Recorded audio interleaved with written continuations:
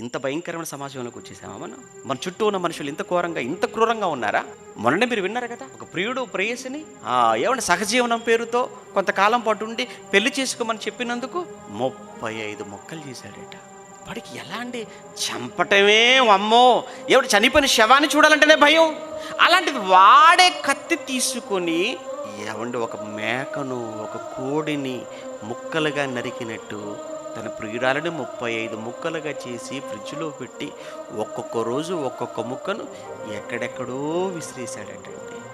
ఏమైనా మంచి వింటుంటే ఏమనిపిస్తుంది చెప్పండి? ఇక ఎవడో ఆప్తాపని మనం వాడి గురించి మనం వింటున్నాం. ఆ ప్లేస్లో నీ కొడుకైతే, ఒకవేళ అక్కడ అలా ముక్కలుగా నరకబడినటువంటి అమ్మాయి ఎవరో మనం పేరు చదువుకున్నాం, ఒకవేళ ఆ ప్లేస్లో ఒక నీ కూతురే ఉంటే వాడు ఎందుకు అలా మారిపోయాడు? అలాంటి వాడిని ఎందుకు నమ్మింది? ఇద్దరు దేవుని నమ్మలేదు, ఇద్దరు దేవుని మాటలు నమ్మలేదు, ఇద్దరికి భీతి లేదు, భయం లేదు.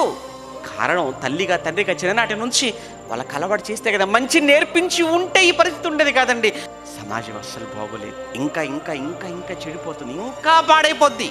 ప్లీజ్ వాక్యం వినండి, దేవుని మాటలు వినండి, మంచి వినండి.